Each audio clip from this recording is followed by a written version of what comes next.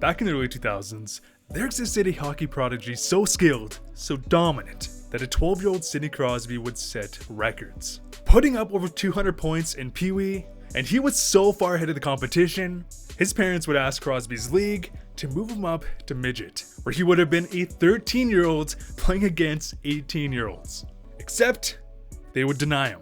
And Crosby's parents would even go to the extent of suing the league, but they would ultimately lose, as they thought it was too dangerous for a 13-year-old to play against adults, and I mean, I guess that makes sense. And so after another year of just complete and utter destruction of his 13-year-old competition, the next year, he would finally be granted the ability to move up, as a 14-year-old Sidney Crosby would set a U18 league on fire, putting up 95 goals, 193 points as a quadruple underager. Insane. He was so dominant, he was being targeted by 18-year-olds, friggin' adults, getting slashed, lit up on a nightly basis, on top of getting basically bullied by parents in the stands on a nightly basis. Just absurd. However, at the end of the day, Crosby dominated them on the score sheet, so who's laughing now? And at this point, Crosby played ahead of the competition his entire life.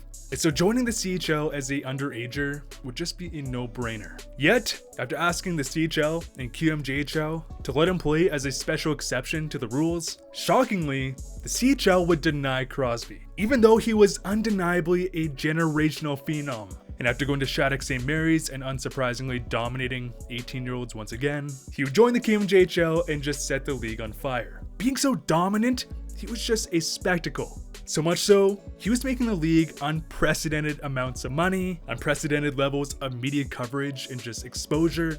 And around this point, the CHL was like, yeah, maybe we can make an exception next time around. And so we have it. The Crosby dominance would pioneer the movement of the rule we know as exceptional status, a rule made for players who are years beyond the competition. But not just skill-wise. If a player wants to apply for exceptional status, they also have to pass a psychological test to prove that they're, mature enough, they can handle it. And with the recent introductions of players like Shawn Wright and Connor Bedard, okay, I'll let you down. I really did try. But with the recent introductions to stars like Shawn Wright and Connor Bedard, I thought it'd be interesting to revisit this topic. Because even though we've seen generational talent from exceptional status players, it doesn't always mean that. So we're also going to look at where they are today. And so, if you enjoyed the videos, make sure to press subscribe for your weekly dose of hockey content. First on the list, we have John Tavares.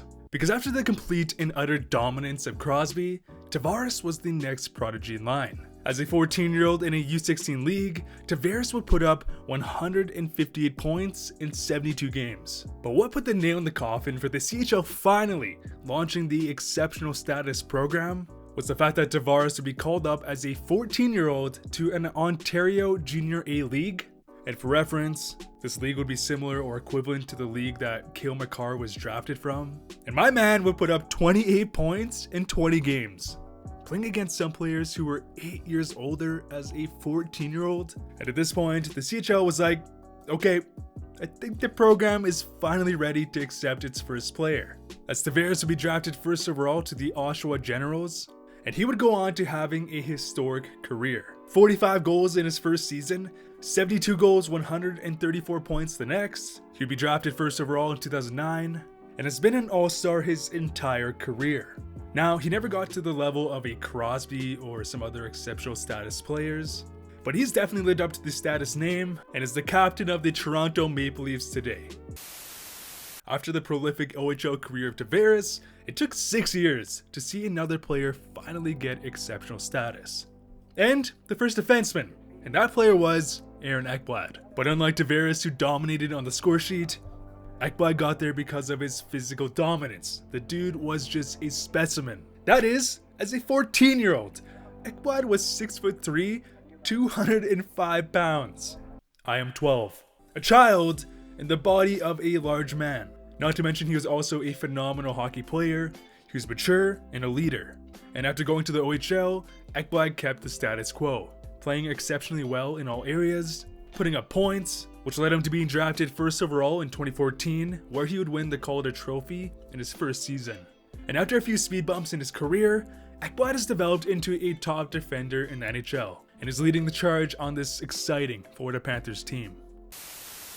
2012, we had Connor McDavid, because after putting up a nice 209 points in 88 games as a 14-year-old in a U16 league, McDavid was an obvious candidate, to say the least. And after getting to the OHL, McDavid's skating ability single-handedly elevated him above the entire league. Also, as the youngest player in the league. Not to mention he would break the U18 record as an underager, putting up 14 points in 7 games, 120 points in 47 games in his draft year, drafted first overall by Edmonton in 2015, where McDavid has proven that he's arguably the greatest NHL player of all time. 8 major awards in his first 5 seasons. Stat lines we haven't seen in decades. I just watched him in person and he is a sports anomaly. Along with the names of LeBron James, Messi, Ronaldo, and has of course lived up to the exceptional status title. And as I'm recording this, just the night before he did this goal. Look at this, talk about stick handling in the phone booth. And I don't know what to do anymore or what to feel anymore. This guy is just crazy. Next, we have Shawn Day. And just like Aaron Ekblad, Shawn Day was a physical specimen with physicality far beyond his years, on top of having an elite skating ability. But here's the thing, Shawn Day was definitely 100% a great prospect. But the main reason he got accepted to this program was because he told the OHL he would leave to the USHL unless they granted him exceptional status. Because with a non-eye-popping 35 points and midget, Day would be drafted 4th overall to the Mississauga Steelheads. Also the first player not to go 1st overall. And Day would have a decently respectable OHL career. He was on a very rough roster which didn't help his cause. 16 points as a rookie, some progression the next season. But what really drew red flags was the fact that Day was thought to be a lock for Team Canada's U18 team. Except the summer before, during the Ivan Hlinka tournament, Shawn Day would miss his flight. Okay, not a huge deal, but he'd also show up around 30-40 pounds overweight, coming in at 250 pounds. It was quickly cut from the Ivan Hlinka team, even though he was thought to be a lock for the U18s, and then was one of the first cuts to Team Canada's U18 team. And even though he had all the tools as a physical, great skating defenseman, Shawn Day's game wouldn't see too much progression, and he'd be drafted in the 3rd round in 2016, also the first player not to go 1st overall. And Shawn Day today has yet to play a single NHL game, and has mainly spent his time in the ECHL and some games in the AHL. However, this season he is on a hot start in the minors, so who knows? Even though he has hands down been a disappointing, exceptional status player compared to his peers, we might see a Shawn Day redemption arc. In 2015, we had Veleno, and just like Shawn Day, Veleno's case was a little weird. Veleno was straight up denied from Hockey Canada because he didn't do his paperwork in time. What? I don't know, seems like an excuse from Hockey Canada to me, but whatever. Not to mention he had a non-eye-popping 52 points in 41 games, not even scratching or even sniffing the numbers previous forwards had put up. But just like Day, Veleno stated that he would leave to Shattuck St. Mary's and then perhaps NCAA. And what do you know? The CHL, fearing that they would lose a prospect, they would reconsider.